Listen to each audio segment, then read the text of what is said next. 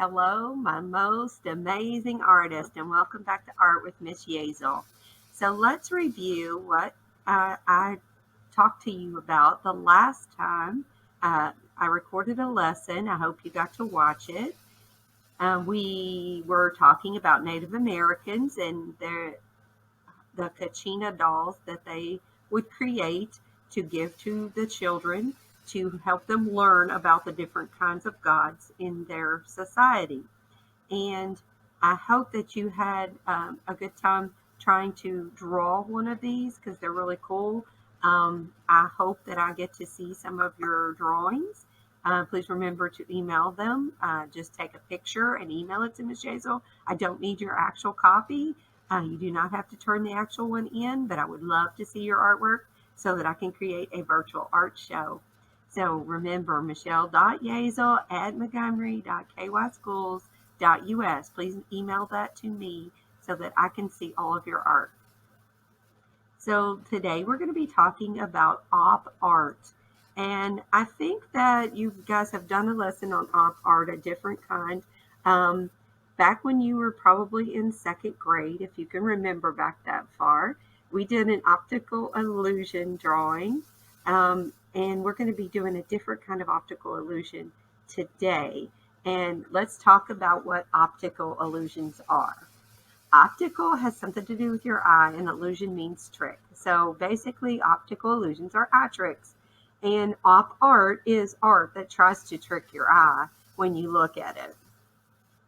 So if you can look at this, these red circles, they look like they're moving. So the artist has created it in a way that it makes it look like it's got lots of movement. So let's talk about what is op art and look at some artists who did it.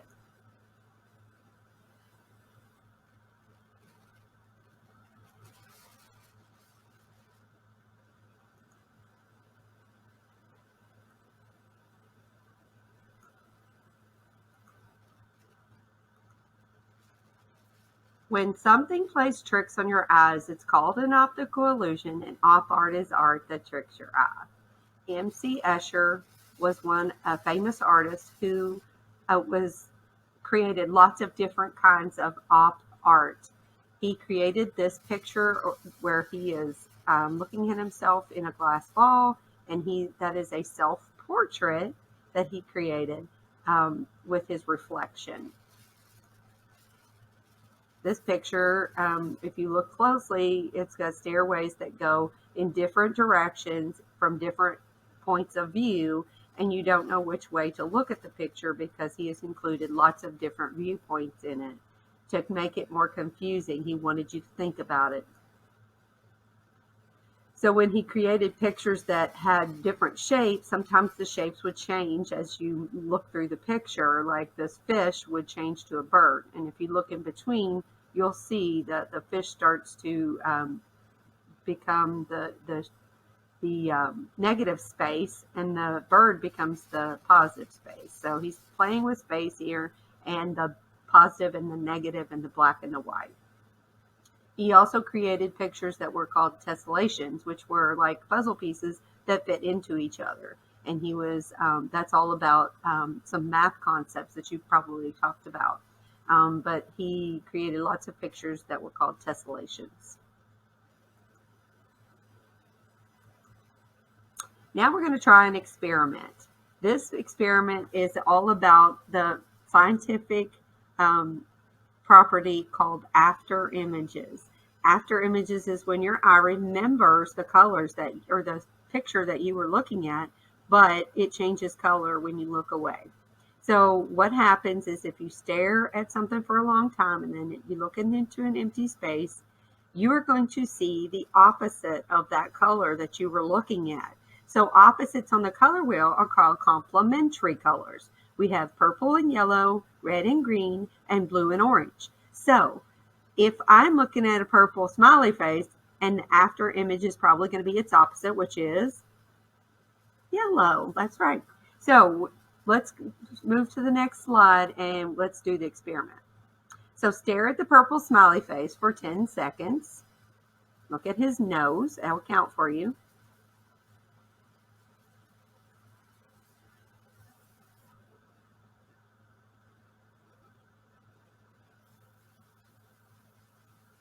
Now look at the white space on the right and let your eyes adjust for a second. And you should see a yellow smiley face on the right in the white square. Do you remember doing that test when you were in second grade? Yeah, that was pretty fun. I liked it. I always like doing this. So the blue and the orange are actually complementary colors. So if you're looking at blue and orange and you look away, they're going to actually trade places. So stare at the black dot in between the blue and the orange squares for 10 seconds. I'll count for you.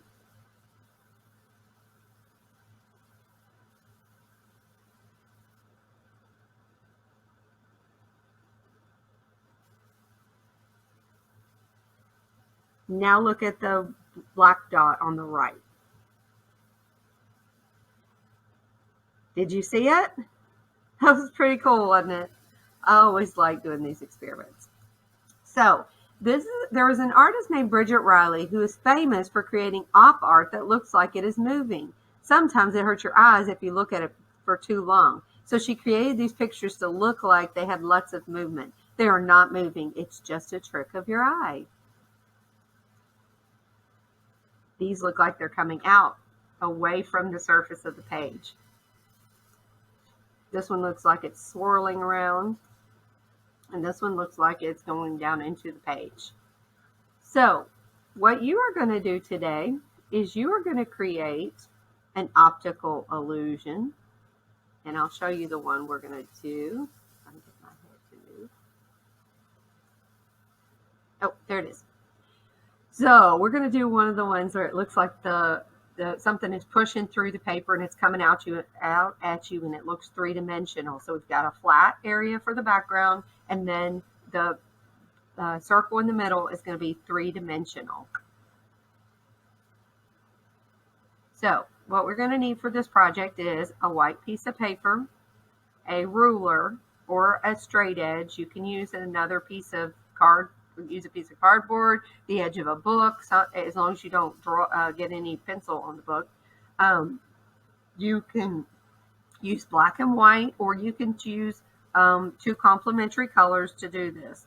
So it could actually be done in purple and yellow, or orange and blue, or red and green, but black and white would work also. You don't have to color as much if you do black and white. So this one was done in marker, and you can use marker or you can use crayon. Either way. You need to make sure you have your materials. Get something to color with, a pencil, maybe an eraser. You may need that if you get one of the lines off a little. You might need an eraser, and your paper. And get all your materials together. Pause the video. Go get your stuff.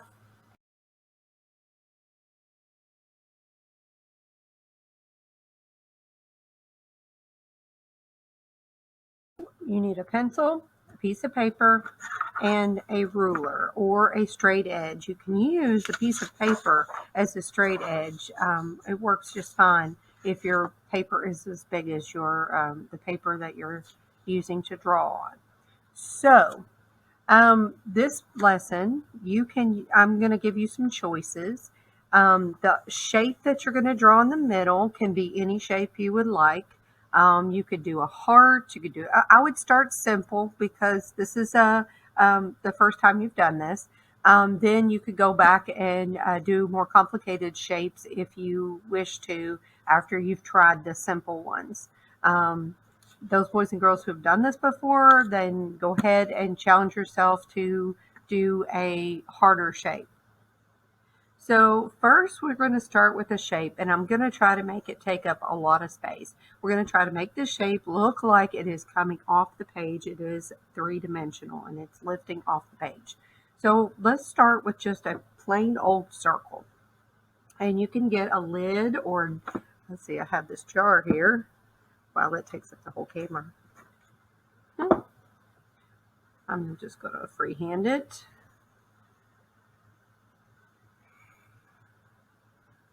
Pretty good circle. Not bad. Good job, Miss Hazel. So the first thing you're going to do is you're going to draw the horizontal lines across your paper. Now you have to decide how wide you want your lines to be. I always just, as a rule, use the width of the ruler because it's easy to use the ruler to help us make the lines the same width apart. However, my ruler's kind of wide, and I'm not liking how wide they are apart. Okay, so you notice when I got to the shape, I stopped drawing, and I did not draw through the shape. That's because we're going to change the way the line looks inside the shape so that it looks like it's three-dimensional. So the first thing you're going to do is you're going to start here where this line stops, and you're going to draw this line as a curved line, just slightly curved. Okay, we're bending the eye with the line. So this works better, like I said, if you have a skinnier ruler. So this line is going to be slightly curved, a little bit more than the other one. Now, if you notice, we're getting to the center of this shape. So the next line is going to be below the center of the shape, which means I'm going to curve it away from the center instead of toward the center. Away from the center, because these two are away from the center. So on this side, I'm going to curve them away from the center also. Does that make sense? Clear as mud, right?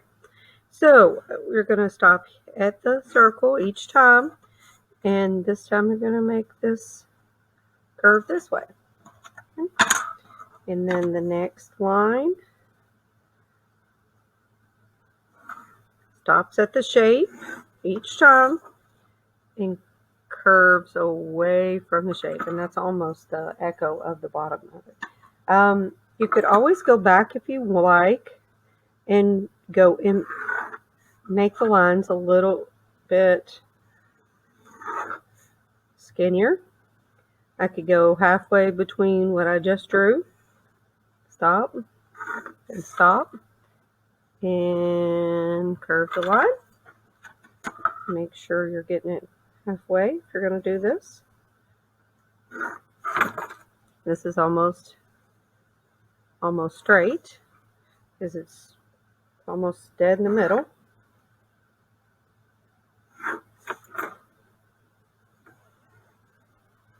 Okay.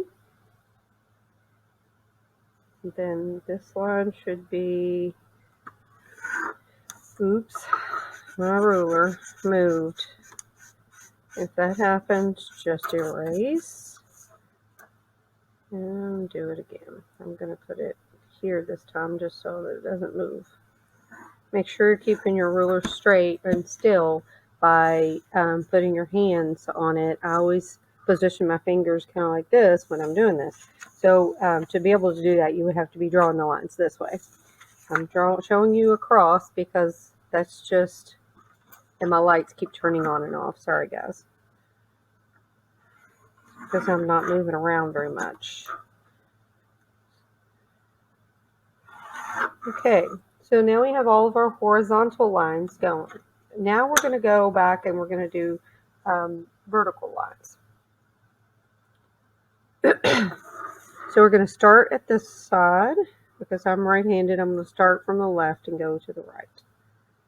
If you're left-handed, guess what you do? Start from the left and go to the right. There's no rule that says you have to draw from left to right. You have to read from left to right, but you don't have to draw that way. You can choose which way is easier for you, depending on which hand you use. You don't want to be tracking over what you've already done. You want to be moving in a way that is not interfering with your work. Left-handed people have a hard time. They can't do this. That's hard. So if you do start here, and then it's much easier for you as a left-handed person. Left-handed people living in a right-handed world is pretty hard. I have two lefties at home, so I know the plight of the left-handed person. So I'm going to go back again and go halfway between, because that way the lines are a little bit closer together It helps with the illusion. Remember, stop at the circle. Now, on these lines, you're going to be, again, curving away. Where's the center of this circle? It's right here. So you're going to be curving away from it until you get to the center, and then you'll be curving away from it on the other direction. Make sense? Okay, so we've got this line here that we need to draw a curve, and this line we need to draw a curve, and this line we need to draw a curve. So remember to keep your curves going the correct direction, because that is part of the illusion as well.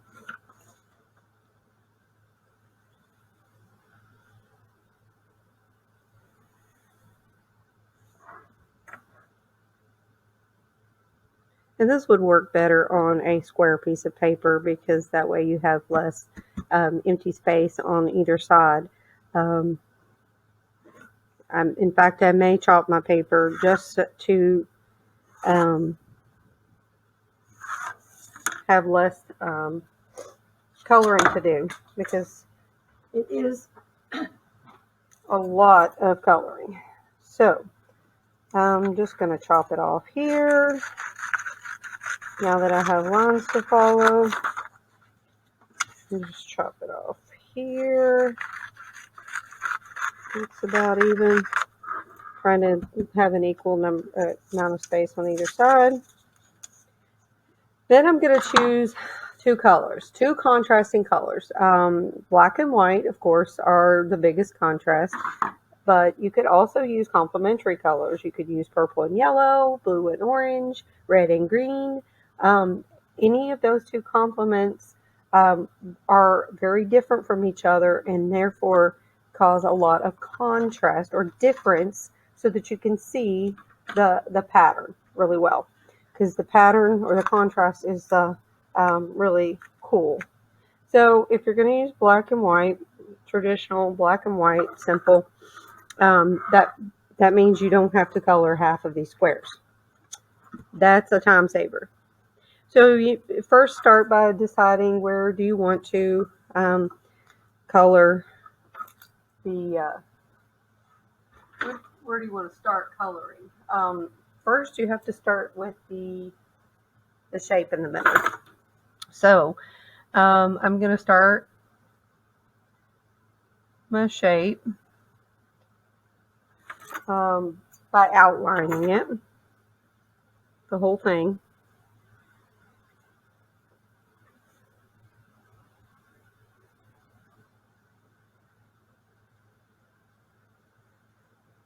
And then I can go back and color in shapes. Markers, crayons, colored pencils.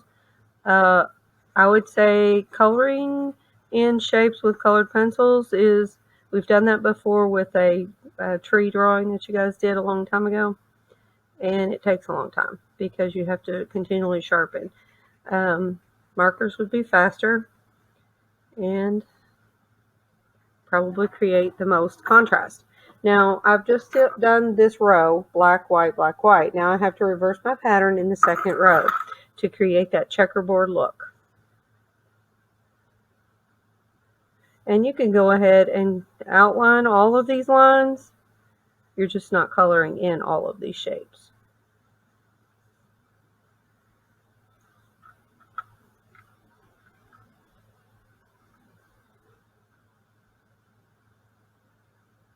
So I'm coloring in this one. And I've kind of got this off track here, so I'm going to go back over that line just to get it back on track.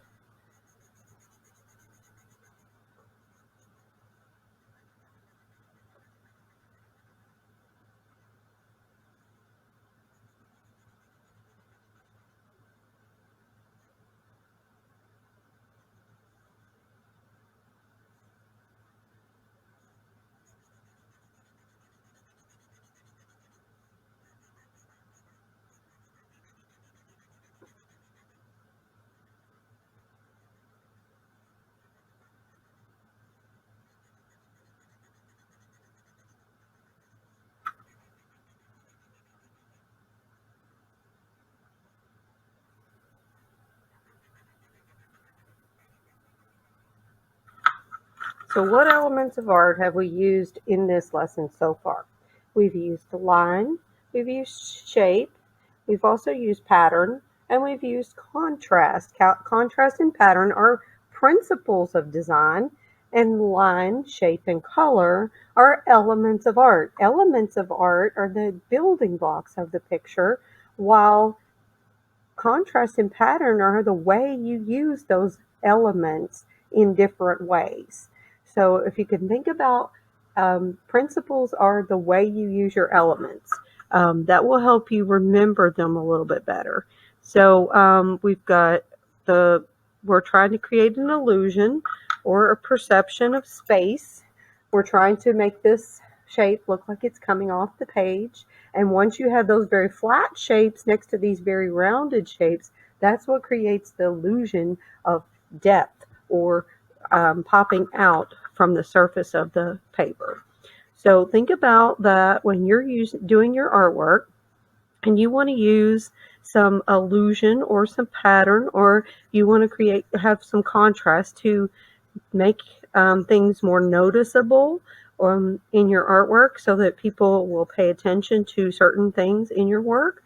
You draw the viewer's eye in when you use different elements in different ways. So contrast again is differences. The difference could be black and white. It could be differences in shape. It could be differences in texture. It could be differences in any of the elements. So what difference are we creating in this? We're doing different kinds of lines in the different areas, and we're also doing contrasting colors to create this illusion. So I hope you enjoy this. I'm going to continue coloring, and you can see the finished product at the end.